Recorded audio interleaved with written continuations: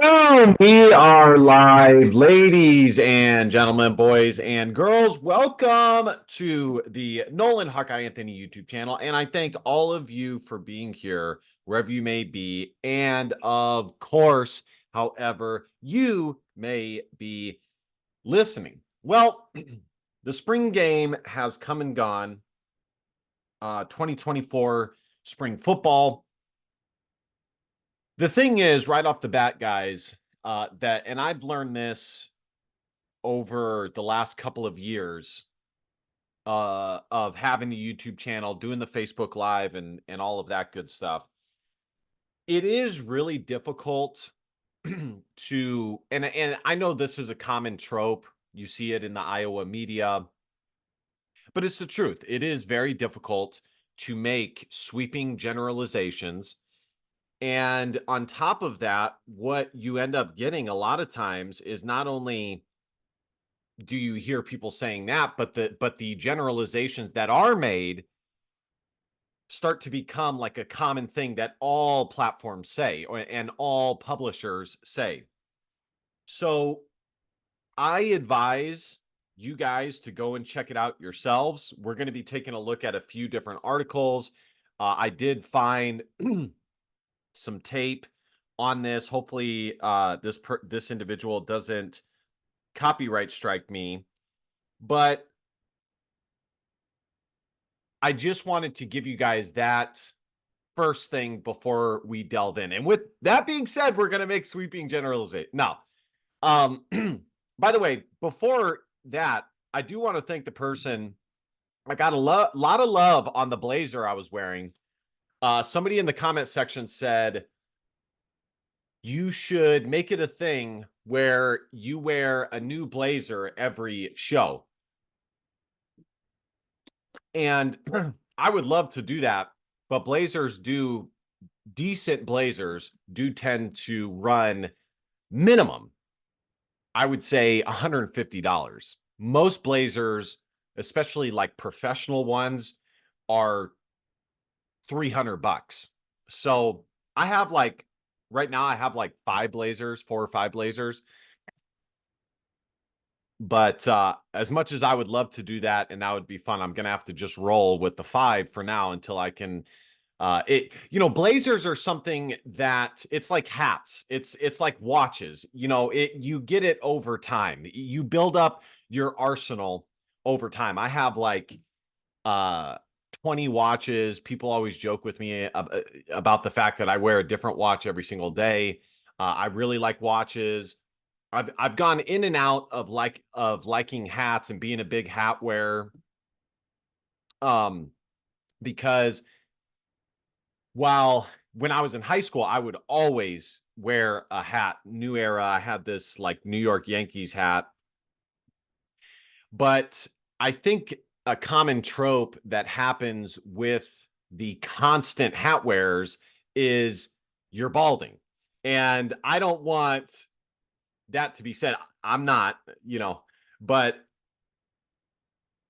I feel like that is a common trope. But of course, shouldn't care that much. Even if people do say that, if you like the hat, that's all that matters. But bringing this background to the Blazers, it takes time to build that arsenal. But I do appreciate the love on. I was trying to look good for you guys and look sharp, look professional, and looks like I did that. So, all right, guys.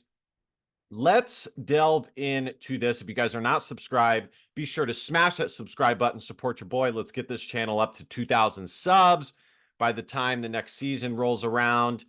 We're going to pull up a few articles that gave their observations to the game. We're going to look at some highlights. And while the highlights are playing, I'm going to be giving my observations. One thing I've noticed over the last, I would say, 2 or 3 years is a lot of these websites are starting to monetize all content like this.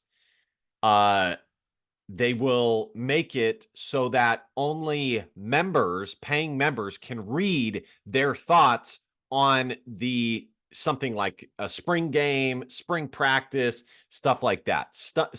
Stuff like for events that they know has limited viewing capacity. It's not like Iowa's game is always broadcast on Big Ten Network. In fact, the last couple of years it hasn't been because Iowa doesn't even play a normal spring game. So they know that and they capitalize on it. And so it's hard. It takes time. That's why I didn't record this video right away, because it takes time for the actual highlights to trickle down. And I want to give mad respect to the person who did drop the highlights. I put in the comment section, thank you for dropping these highlights for free. So that's that. All right, guys, let's look at all of this. So the other thing that I think is worth noting before we even begin to read this article from the Gazette, we'll read this one, and there was another one from maybe Hawk Fanatic or something like that. From the highlights that I watched, this was like 50% contact. It was basically normal contact up front, but as far as open field tackling and stuff like that, there really wasn't any tackling. It was basically two-hand touch past the line of scrimmage. And even the line of scrimmage, they would wrap up but not drive to the ground. And I thought that was interesting because I don't know that has always been the case. And honestly, I don't think it has. I think, quite frankly, this may be the first year that Iowa has done that. And it's very interesting to see the evolution of, in particular, football, and how programs and trainers and coaches go about preparing even in basketball too. But basketball is not as much of a physical contact sport as basketball. So it's the most interesting with regards to football, how they have evolved. And, you look at Iowa, you go back to 2015, because on YouTube, I typed in Iowa football spring game, and there was BTN who televised Iowa spring game, and they did the normal offense versus defense. That's one that is normal. Another one that's normal is red versus blue, and they really mix and match the ones and the twos, and kind of go about it that way, where they basically have both teams have the same amount of ones, both teams have the same amount of twos, both teams have the same amount of threes, and they go at it that way. A red versus a blue, or if it were the Iowa Hawkeyes, it'd be gold versus black. And in the 2015, it was offense versus defense. And Iowa's offense actually won that game. And so it's interesting to see years down the line. That was 2015. It's almost 10 years later, if you guys can believe that. It seems like just yesterday, CJ Beathard was Iowa's quarterback. Man, that was a fun time. But you fast forward, and there's minimal contact. There's no tackling in open space. It's wrapping up, two-hand touch, essentially. Very situational. It's not. It is as simulated to an actual game as it can be. Meaning, everything they can do to simulate it without it actually being like game-like is what they do. It's very situational. Below the 50, below the 40, below the 30, 3rd and 10 from the 30, stuff like that. As opposed to, we're going to go out there, we're going to play an exhibition game. The only thing that's different from an actual real game is this game doesn't actually count, but we're going to go live, we're going to be tackling, we're going to be flying around. It's all the normal stuff. So it's very interesting to see how, especially with Iowa, and this is the case with other programs, how it has evolved. I've told you guys that I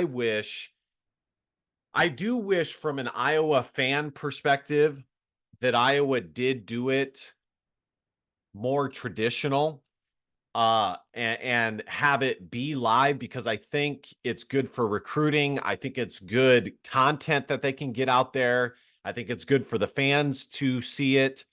As it stands now, it's not as exciting to get out there and see Iowa do participating in this kind of situational simulating the game with minimal contact type situation. But it's not the end of the world.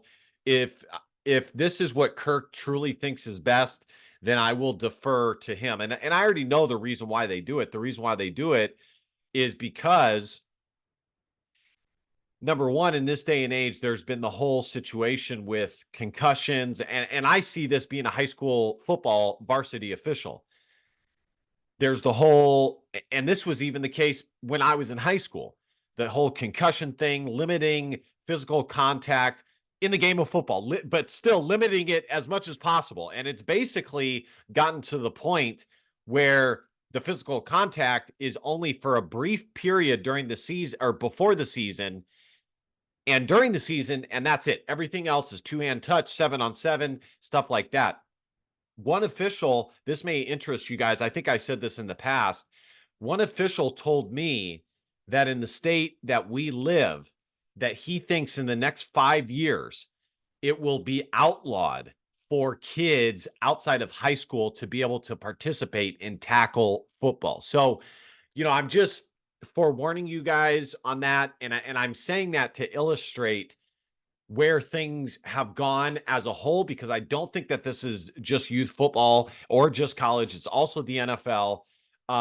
And when it comes to the Iowa Hawkeyes in particular, they are doing this to limit the amount of physical contact as possible, because I guarantee with the amount of individuals and resources that the Iowa football team has on staff, and Iowa is cutting edge when it comes to sports nutrition, strength and conditioning, and recovery.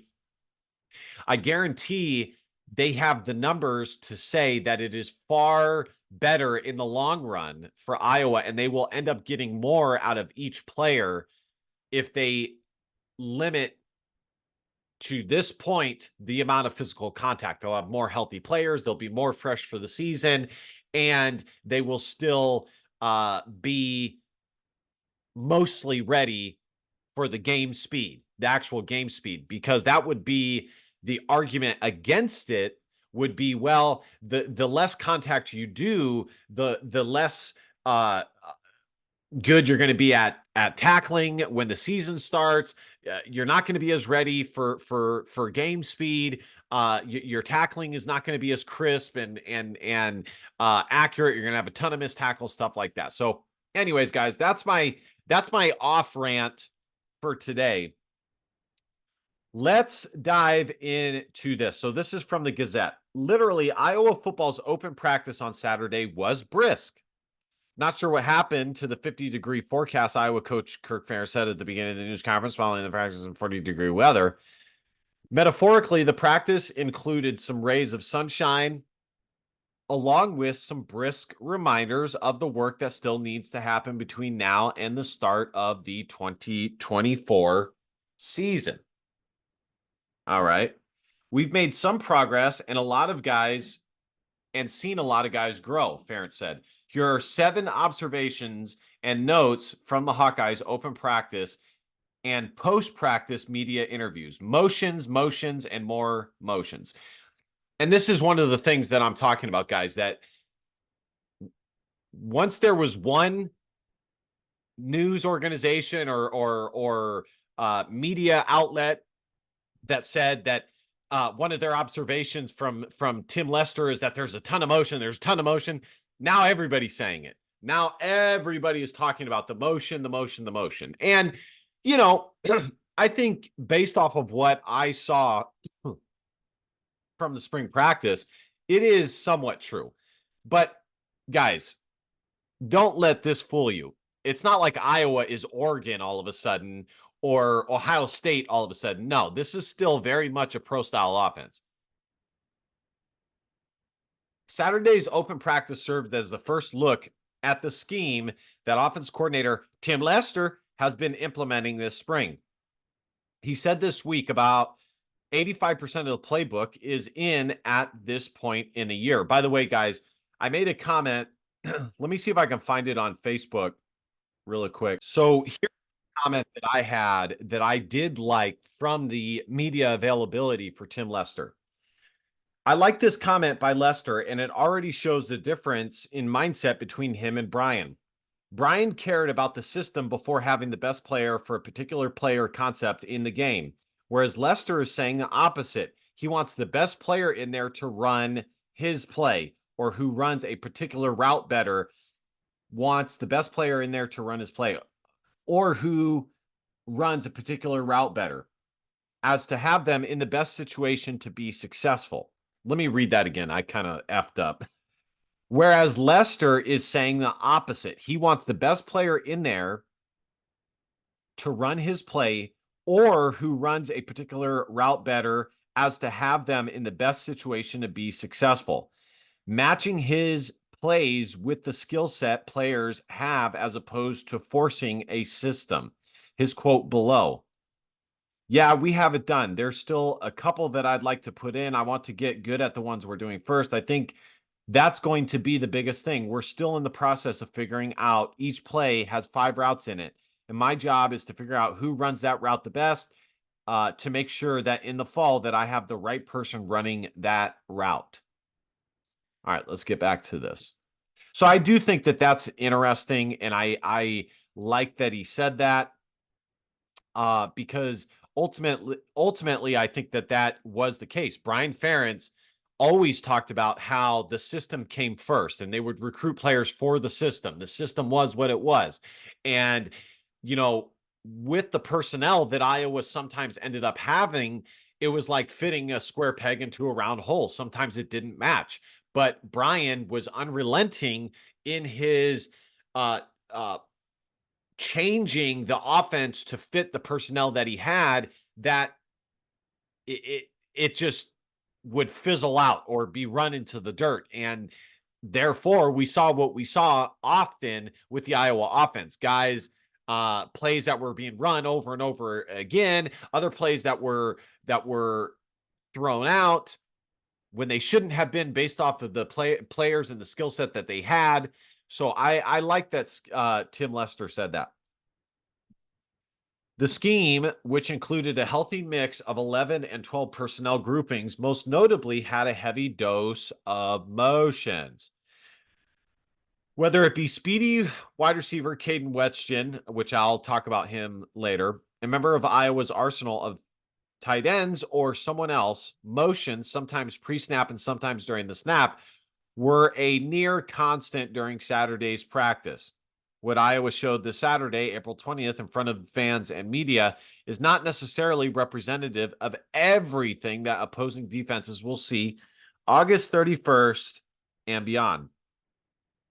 It took me 13 practices to really understand the run fits, Higgins told reporters. They just do so much. They kept it simple today. Smart guys. There's probably somebody in here with a camera. More work to do in the passing game. Cade McNamara was limited to individual drills as he continues to recover from knee surgery, and the absence of Iowa's QB1 was evident during 11-on-11 drills. Deacon Hill, who took first-team reps in McNamara's absence, threw 2 INTs and was dangerously close to further adding to that total. His second interception was intended for running back Max White on a short route, but Hill's throw was behind White and went off his outstretched hand. Yeah, Hill had a very rough day. Marco Lainez, who has taken second-team reps this spring, showed the ability to extend plays with his feet on Saturday. You guys got to take that with a grain of salt, because as you guys will see in the highlights, there were many plays where, had it been live, would have either resulted in a tackle for loss or a broken up play or a sack. Okay. But when you're playing two-hand touch and you can't sack the quarterback and you can't tackle the running back fully, it's hard to gauge when to blow a play dead. And there were like multiple plays, like for example, on Deacon Hill's touchdown pass, down on the goal line, literally there's a blitzer that comes right off the corner unblocked and literally slows down and just puts his hands up because he can't sack Deacon Hill. If that was a real game, he would have been blown up, he would have been sacked, or it would have disrupted the play majorly. On one hand, Lainez had a nice completion downfield to Caleb Brown during the 11-on-11 portion of practice. On the other hand, the redshirt freshman overthrew one pass during quarterback receiver drills intended for 6-foot foe Luke Pollock, and then his next throw was well behind walk-on Aiden Price. Hill and Lainez had to work with a short-handed receiving core. Only 4 scholarship wide receivers were available. And it's crazy. Jacob Bostic decided to transfer.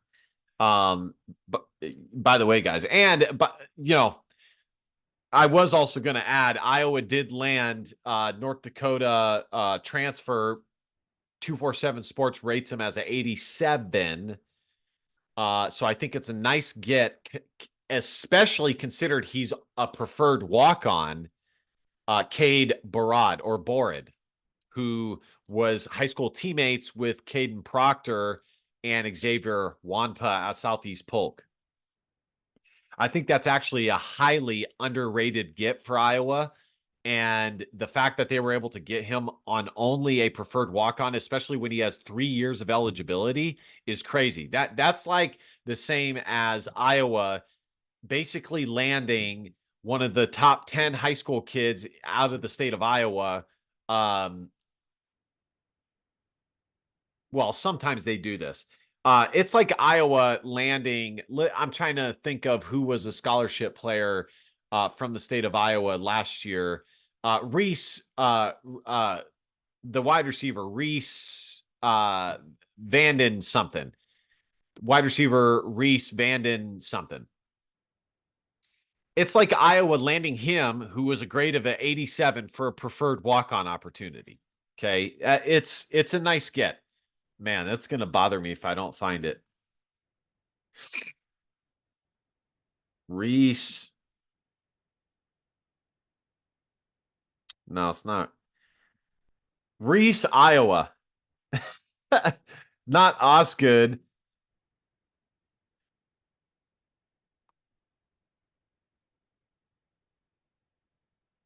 Oh my gosh, we're just gonna have to look up Iowa 2024 commits.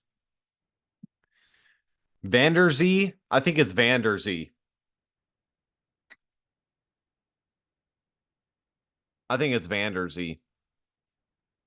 Gavin Hoffman, early enrollee, had a major drop, but you can definitely tell his athleticism. He is very, very athletic, and I love his upside. I love that he enrolled early. He's getting good reps, and he looks the part. That was an excellent get for Iowa. He's probably the highest rated tight end that Iowa has landed since Luke Lachey. So that's like Iowa landing. Yeah, it's Vanderzee. Yeah, that's like Iowa landing Reese Vanderzee with a preferred walk-on. And as you guys can see here, they have him graded as an 87 as a transfer, and he has 3 years of eligibility left. Last year he was a redshirt freshman. So, this I think this is a really nice get. And this is his scouting profile. High school tackle and center who helped his team with a state title as a senior, was a starter from his sophomore season on, was dependable, smart, and tenacious in high school, and has continued to do that into his collegiate career. Big Ten teams gave him a late look in high school, but he was committed to UND by that time. Built like a true center, is not the tallest or longest player, but plays with excellent technique, balance, and leverage. Has a hockey background, which helps with his flexibility and balance. Has excellent intangibles, should continue to start at the Power 4 level, and be rock solid. It's Power 4 now, not Power 5, because the Pac-12 has disbanded. Should have a chance to be an NFL prospect. How teams feel about his frame and length will be a big determining factor in that. But as far as play, he's extremely high floor. So it's a nice get. But Iowa also lost Jacob Bostic, and I was excited for him this year. I thought for sure he was going to be a staple in this Iowa receiving core, and he just had enough. And he must not have liked what he saw with new offense coordinator Tim Lester and new wide receivers coach John Budemeyer, and he transferred. So it is what it is. But it's too bad. He was very athletic, very fast, 6'2". It's not easy to find athletes like that. It is what it is, though. Hill and Lainez had to work with a shorthanded receiving core. Only 4 scholarship receivers were available. Ferentz, when asked afterward about the passing game, recalled a play where Deacon Hill's pass sailed over Wetchin's head. The throw was way off by about 2 feet, something like that, Ferentz said. That, to me, was like kind of where we're at right now. In the fall, we've got to make that play. Linebacker depth on display. Iowa's first-team linebacker corps consisted of the veteran trio of Jay Higgins, Nick Jackson, Kyler Fisher, carries a high level of formidability. Saturday's open practice was a reminder of how formidable the Hawkeye second-team linebacker core is as well. Carson Sherrar was responsible for Hill's first interception, had a tackle for loss, and nearly grabbed the second interception as well. Jackson Roth, the former Cedar Rapids Xavier Sandow, also had an interception Saturday open practice, which he returned for a tub. So that's good. Some injuries, but not too serious. As oh my gosh, there's like a bird on my window, guys. Man. All right, guys, let's continue. I had a blue jay pecking at my window, my screen. Had to take care of that right quick. Fisher, wide receiver Seth Anderson, safety Cohen Entringer, cornerback Jamari Harris, defensive lineman Yaha Black, Y.A. Black, offensive tackle Jennings Dunker, and tight end Addison Ostranga were among the players not in uniform for Iowa's open practice on Saturday. Center Logan Jones was also not in uniform, although he took some snaps with the quarterbacks during individual drills. Running back LaShawn Williams was in a boot because of a typical football injury that is nothing serious, probably turf toe or something like that. And then I also know that Alex Mata was out, wide receiver Alex Mata. He was out. Wide receiver Alex Mata was in a boot and using a scooter to get around Duke Slater Field. And then those are in addition to McNamara's aforementioned recovery from knee surgery. The coaching staff has been hopeful that he will be at full speed by June. Offensive line shuffle. And then replacing Cooper DeJean. One of the taller tasks for Iowa football this spring has been replacing All-American cornerback Cooper DeJean, who's a projected first-round pick in the NFL draft. You're not going to replace him. Deshaun Lee, John Nestor, and TJ Hall appear to be the top 3 options to replace DeJean. Hall is a junior, Lee is a sophomore, and Nestor is a redshirt freshman.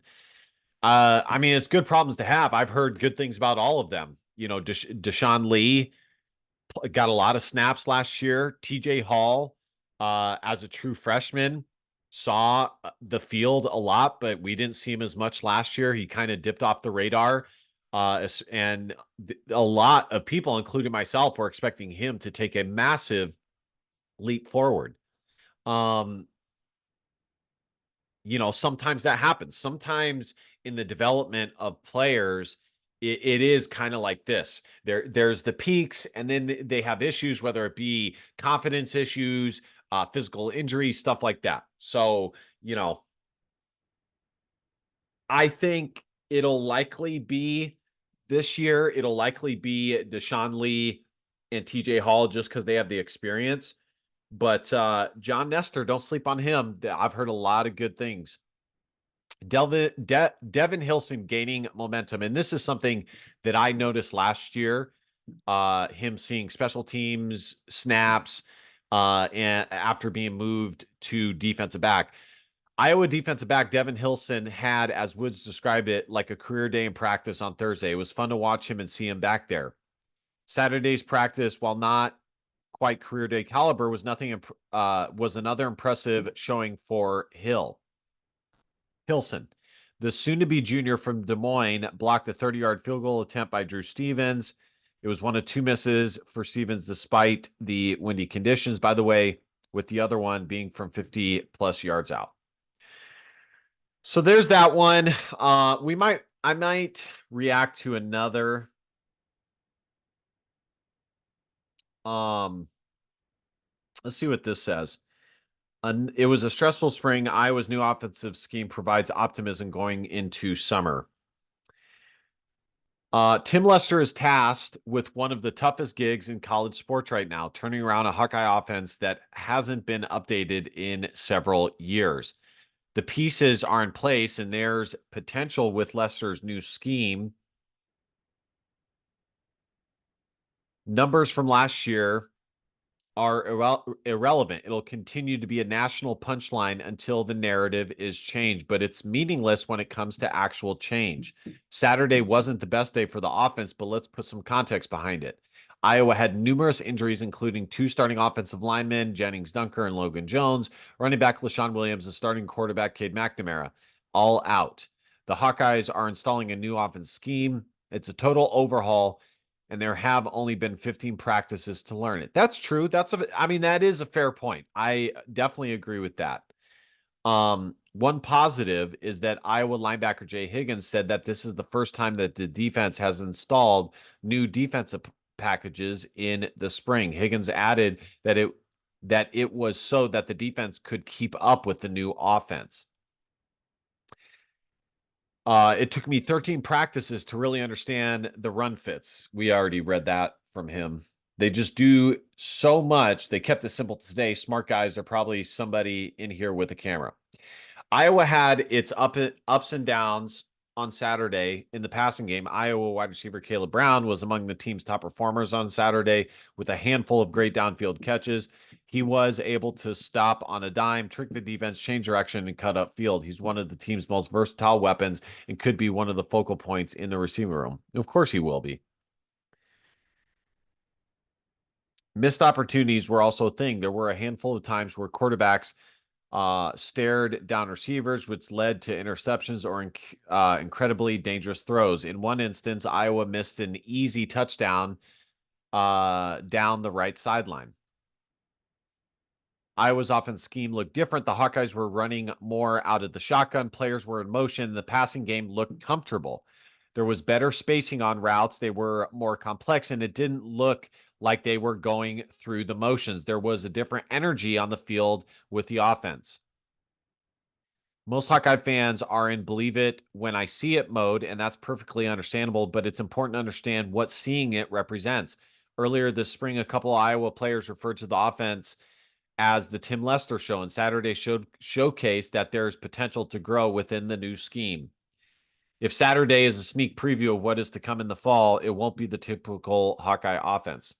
Well, that's good to hear. That's pretty good stuff.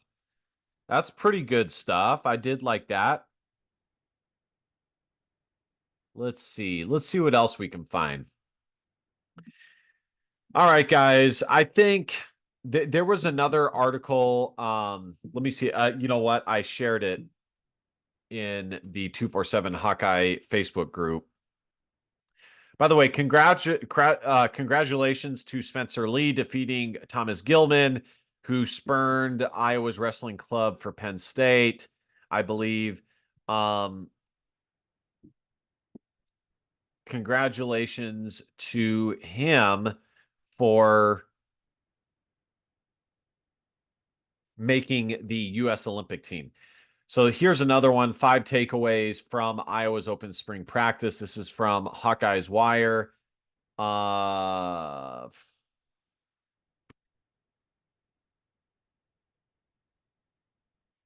football is back somewhat, at least. The Hawkeyes hosted their spring practice. Don't you dare call it a spring game on Saturday morning, allowing fans to get their first glimpse of the squad. Yeah, Iowa needs a quarterback badly from the transfer portal. The thing about that, though, is, guys, it's not going to happen because any quarterback that has any real suitors outside of Iowa after them, Iowa is not at the top of the list. Number one, the offense, much like Iowa fans, believe it till they see it. And then two, they know that Cade McNamara is going to be the starter day one. They know that it would take a lot for Cade McNamara to not be the starting quarterback day one. In other words, they would have to come in and tear it up. So they would have to overwhelmingly be better than whoever Iowa has in the quarterback room. Marco Lainez is already doing that, and he's still at 3. So to think that an outside guy worth some salt is going to choose Iowa when they know that Marco Lainez is the starting quarterback, it's not going to happen, guys. I'm telling you. Keep dreaming on that. Iowa is not going to land anybody. By the way, Joey Labus is looking like he's going to be the starting quarterback at Central Michigan. I still hate that Iowa lost him, and I think it was a big loss. When gathering social media reactions from the spring game, there was a common theme centered around the quarterback position right away. Iowa needs one badly. Cade McNamara was out there with a knee brace on, looking like the knee is still a massive issue. The phrase Iowa needs quarterback in the transfer portal was stated by nearly every beat writer in attendance. If they don't get this quarterback issue resolved, it could be more of the same this year, no matter how many positives there are to take away from today's spring game. Some encouraging signs from the offense. Marco Lainez impresses. And Iowa's defense was, well, Iowa's defense. A new man in town at punter. Yeah, Reese Dakin did look good. He pinned one back inside the 15-yard line. And he looked comfortable back there. You know, he did. So, all right, guys, I'm going to give you guys my 2 cents here. I'll have the highlights playing in the background. Again, thank you, Hawk Fanatic, for dropping these free highlights. I commented on the Deacon Hill TD pass. If it was live, he would have been sacked. I'm such a Debbie Downer.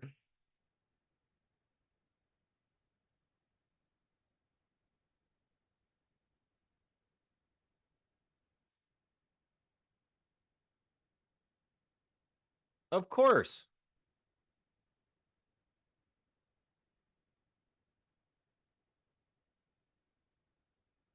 All right. So we will play this. And I'll give you guys what I saw. All right. So I'm going to be looking at my iPad here.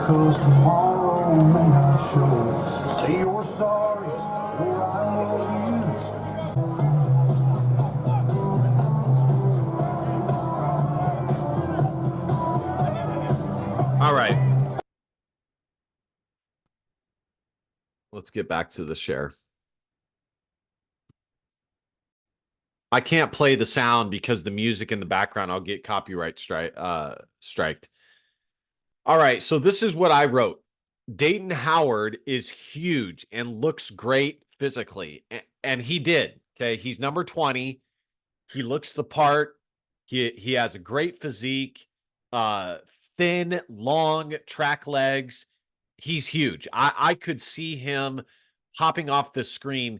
So what I like to do with the spring game is I like to not look at the numbers.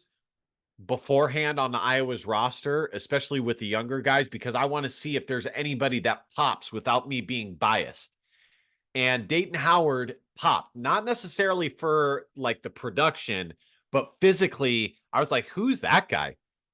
Man, and it, lo and behold, it was Dayton Howard, a late get, a guy who played baseball, who's going to play Division I baseball, very similar to a Brody Brecht.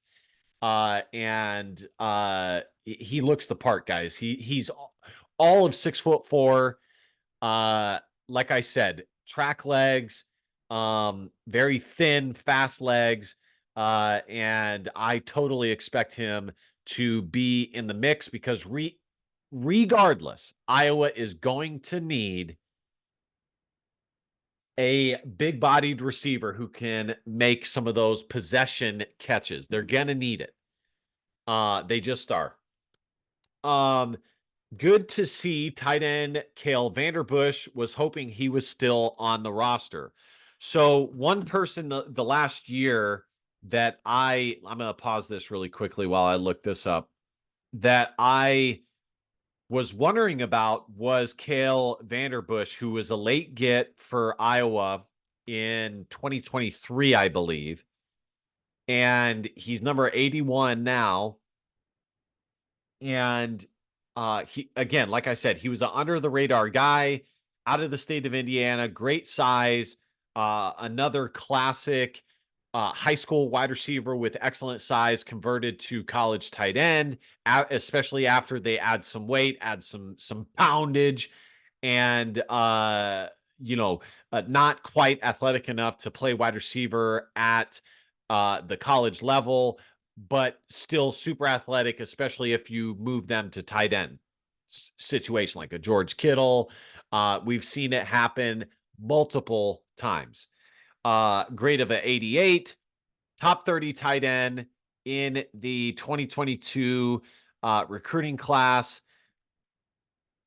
And I was hoping that he was still on the roster because I hadn't heard anything about him. Sometimes that happens with the younger guys. They kind of get lost in the sauce and they kind of get buried on the depth chart, and we hardly hear about them, especially when it comes to the offense. So it's good to still see him on the roster. Very happy about that. Next note that I have here. Sorry guys, I worked out before doing this video. This um my chair sucks and it's killing my back. The pains that I go through for you guys to post a video. All right. Drew Stevens looked great. Trip Woody, which they got as a preferred walk-on. I believe that's what they got Drew Stevens as when they first got him. Let me see that. So Drew Stevens was probably, so here was Jacob Bostic, 87. He hit the transfer portal.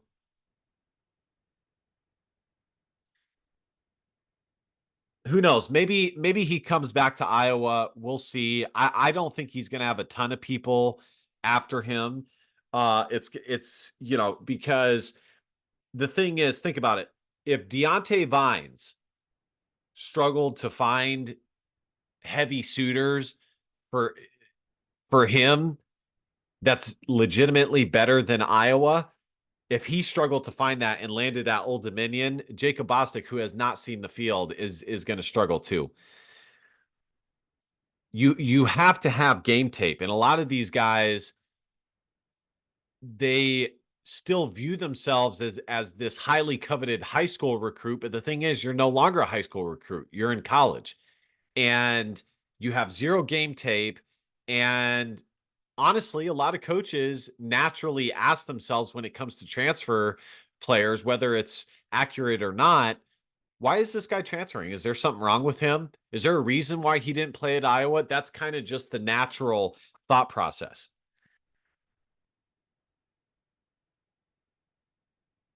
I had to do that, guys. My back was killing me. I was hoping to see Jack Dotzler. He was on the two deeps. I think we did see him out there.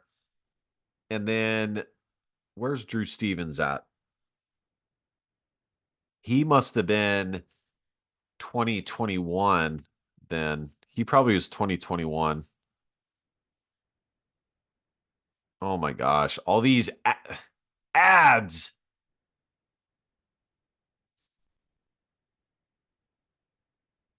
So, but he was nailing it. I know he did miss 2 field goals.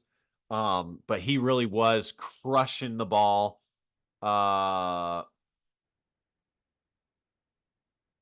I don't see him. Let's Google it.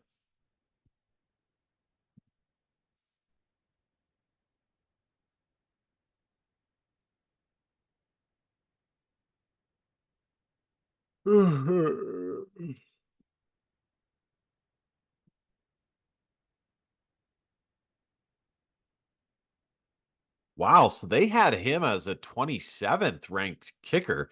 Trip Woody, awesome last name by the way. So yeah, he was a walk on. Trip Woody was ranked higher than he was. Wow.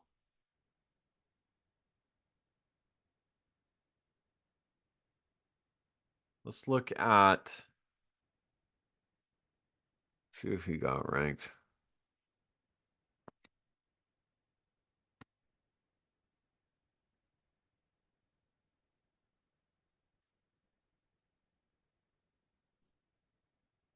Oh.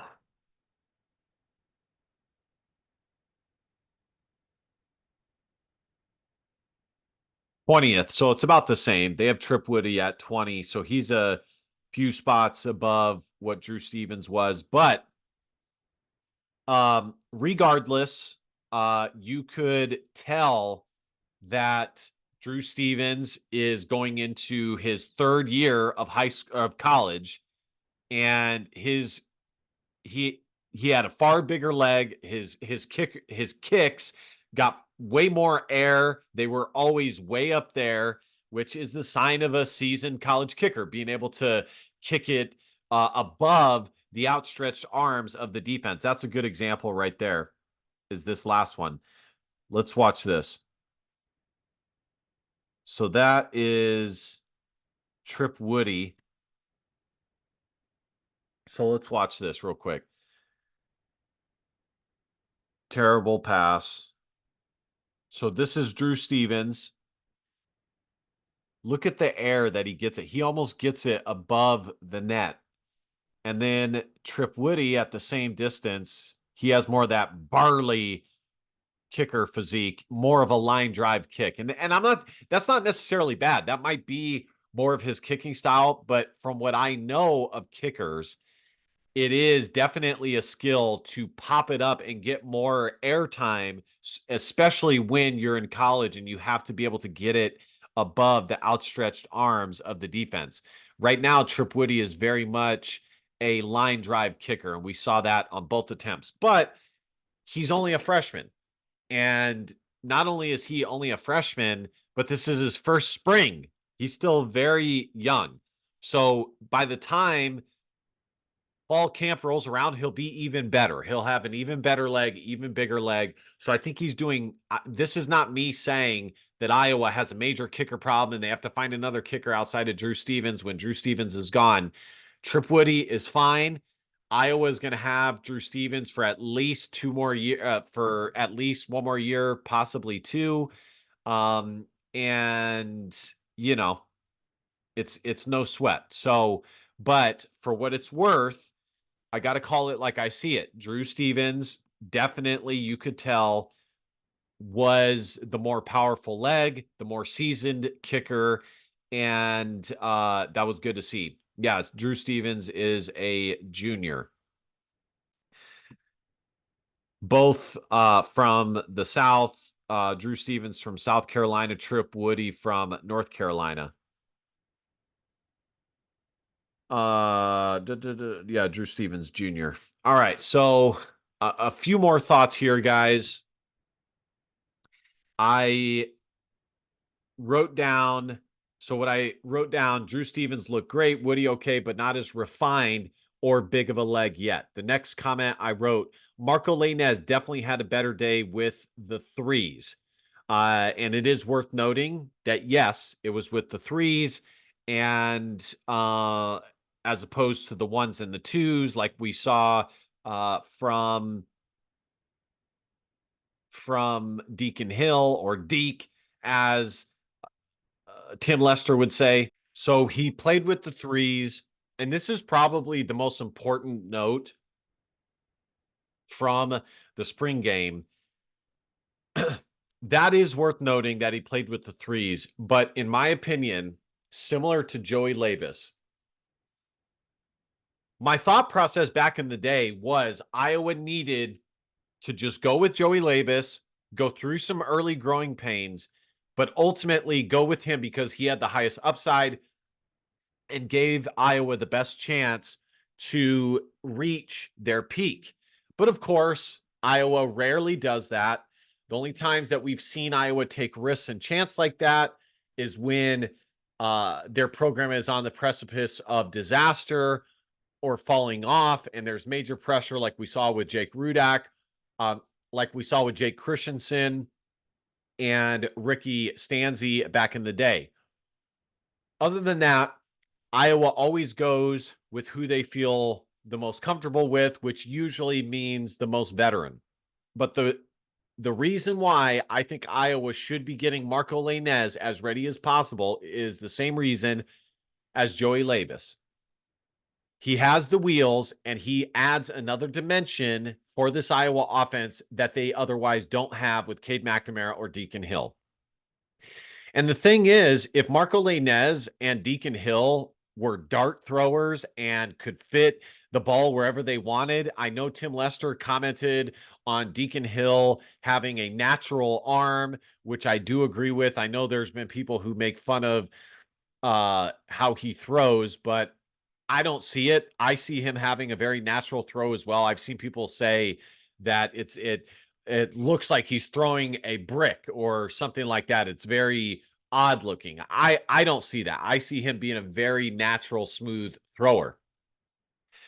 But in the end, if you can't, no matter how good the throw looks or doesn't look, if you cannot make it be above 60% completion percentage and you can't run, then you are highly limiting the offense. It's when you can't do either where there's problems. And so in the end, I just think Marco Lainez gives that added element that Iowa needs. And I got to be honest with you guys, I hate to say this, but the other reason, but it's how I legitimately feel, and I hope that it doesn't happen. I need to preface it with I hope it doesn't happen. But I think that and this is another reason why I think they need to go with Marco Lainez or move him up to 2 and give him second team reps at the very least, is because I think there's at least a 60% chance, and I'm just throwing some number out there, but suffice it to say, I think there's a strong likelihood that Cade McNamara will get injured again, and Iowa will be without its number 1. And I don't want it to happen. I don't wish it to happen. I wish him to have a super productive, healthy season. But Cade McNamara is a smaller guy. And sometimes what we see with smaller quarterbacks is the constant hits that they get at the college level and especially at the NFL level, it takes a toll.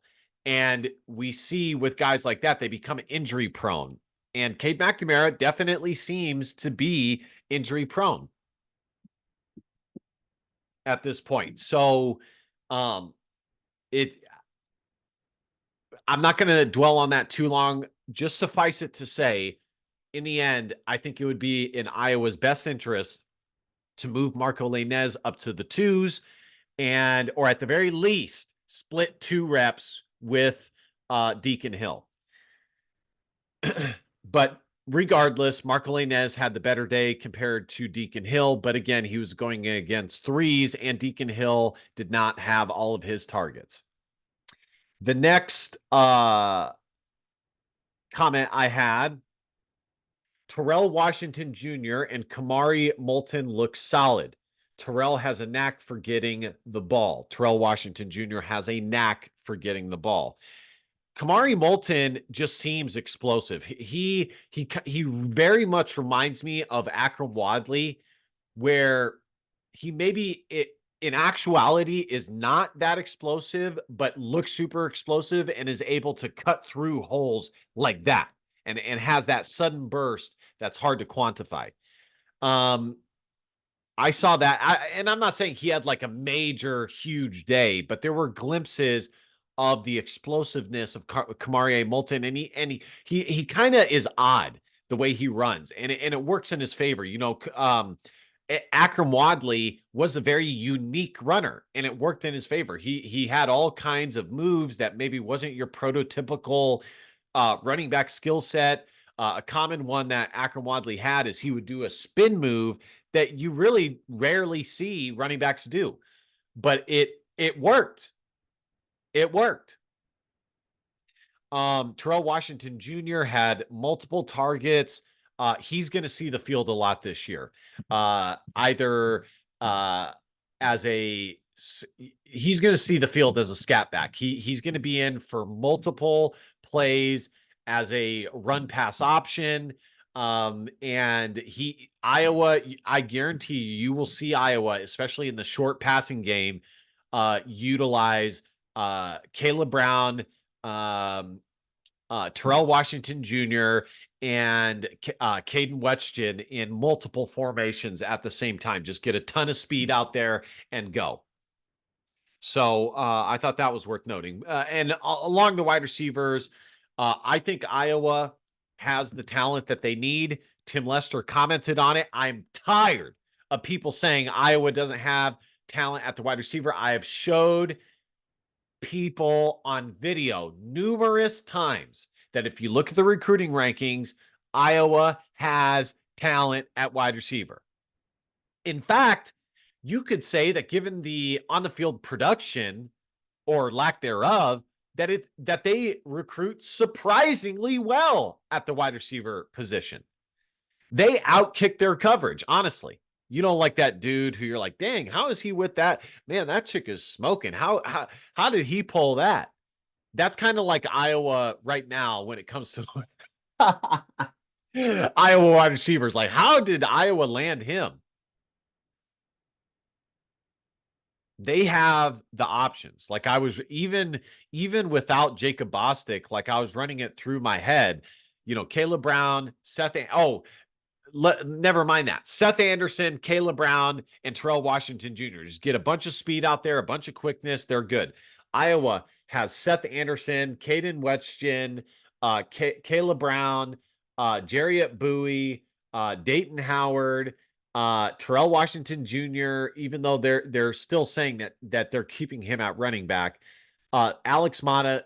They have enough guys, and they also have two guys coming in the freshman class, Reese Vanderzee and KJ Parker. So Iowa has talent in that room, and they have walk-on talent. They have enough guys. Okay. The I said this before the season started. The one thing that they're missing, and it's even worse now that they lost Jacob Bostic, is they are missing those Brandon Smith, Marvin McNutt, DJ Culiano, 6'2 to 6'5, big bodied wide receivers that can go up there, make plays, be possession receivers, move the chains, and things like that. Now, shorter wide receivers can also be possession wide receivers, but in a different way. They use their quickness, their sudden stops and goes. Whereas bigger body receivers are able to carve out a ton of space and they have a huge catch radius. There's Kamari Moulton again, right there, 28. And he looks bigger, by the way. He looks more muscular than he did last year. He's kind of looking like Torrin Young a little bit. Remember Torrin Young, guys? Remember Torrin Young? There's Caden Wetchton. At times, it looked like Kamari Moulton was receiving more first team reps than Josiah Patterson was, quite frankly. But I don't want to look into that too much. There's Dayton Howard right there. He's huge, guys. He's huge. Look at that. Guys, he's huge. The next comment I have, Carson Scherer either had 2 picks or Tweet had the other. I think we were able to find out that it was Jackson Rexroth who had the other. It was I think it was 31 or 30. Let's see. I gotta pause this. I don't want you guys to miss out on the highlights.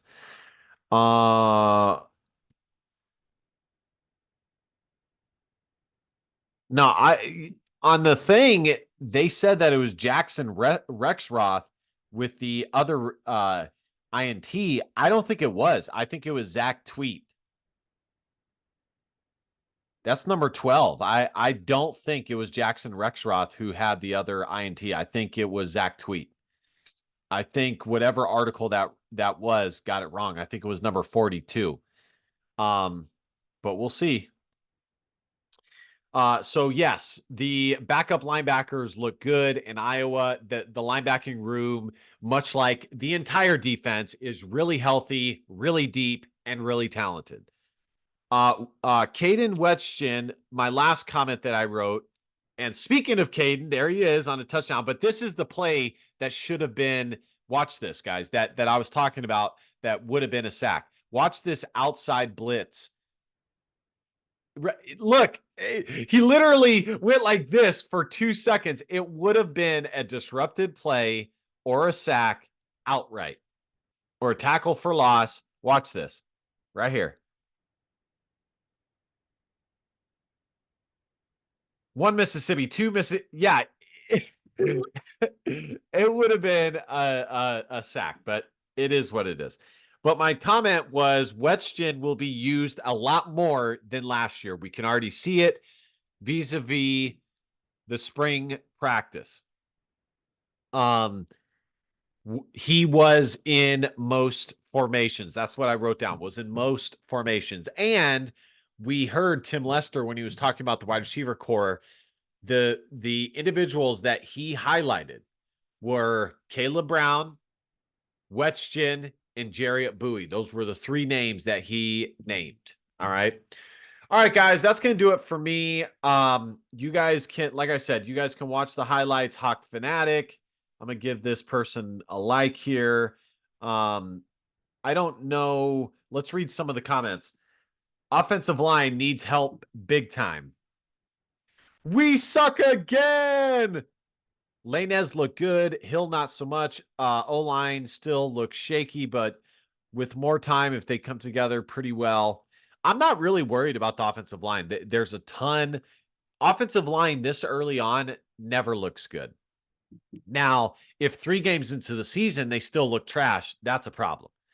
But they have a ton of experience. They're going to be fine. If BYU can get Jerry Bohannon, then I know Iowa can get Jacoby Criswell. Hire Brian Hartline as head coach. Time to fire Kirk and Tim Lester. Offense is still horrible. Cade McNamara sucks. Need to bring in Jalen Henderson if he decides to transfer. I hope that Hill at the gosh darn quarterbacks this year, he sucks. Some of the comments are like, no matter what, it's like, you're going to say that. Like, no matter what, that's just what you want to say. That's the narrative that you have decided to run with is what you commented. Comment section on YouTube is hilarious. But anyways, guys, that's my thoughts. It's nothing crazy. It's only April or June or whatever month we're in, March, April. As I think the most balanced take was from David Eicholt, who said that it's only 15 practices. And I agree, especially if you're taking a look at the Iowa offense. It's a new offense, a totally new scheme. And considering what we have heard, just how much it has changed, it's going to take a little bit of time. It's not going to look amazing and crisp after 15 practices. Even when there's an OC who has been there for multiple years, where every single class has worked on that offense and memorized that offensive scheme from the moment that they stepped on campus, it still usually looks terrible in spring, or does not look the best in spring. It takes time. Offense is a timing sport, or a timing aspect of sport. It's not like defense where you can just put athletes out there and have them make plays. Uh, that's part of it on offense, but the other aspect is the timing, is the chemistry, and things like that. So, I do think that is accurate. I joked at the beginning about the motion, but that is one thing that I complained about last year, is how boring and how vanilla Iowa's offense was. It was so obvious what they were going to run all the time. And if this is indeed what Tim Lester's offense does, it will be better. That is something that many Iowa fans complained about, is every single time Iowa had a game, the announcers would say, "Oh, you know what Iowa's going to run? They're going to line up. You already know what they're going to run, and they're going to run it anyways." That's the common thing. You already know what they're going to run, and they're going to run it anyways. It's going to be power line, outside zone, and they're going to run it anyways. That's how many times have we heard that from announcers? So the fact that there is some movement, some added wrinkles, some sexiness, dare I say, some attractiveness, dare I say, is better than nothing. I said this to you guys when Iowa hired Tim Lester. Okay. At the end of the day, I know I say that a lot. I should make a shirt that says, "At the end of the day, it will only matter when they take the field on whatever date and have their first game." That is what's going to matter. All of this other stuff it does give us some data to guess, but we're not going to know until the first Saturday, and probably not even then. We're not going to know until Tim Lester completes his first season. So you need to be patient. I'm going to be patient. And this is going to take time.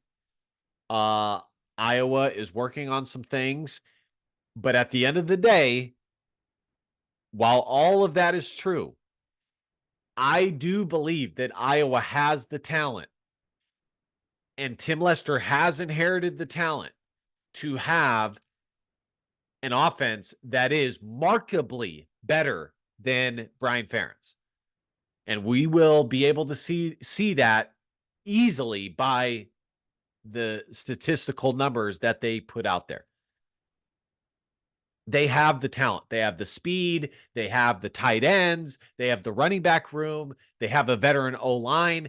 All the pieces are there. The only group really that has slight question marks, and even for me, it's not that bad, because they at the end of the day, Iowa has two really solid wide receivers that I think could end up playing on Sundays, Caleb Brown and Seth Anderson.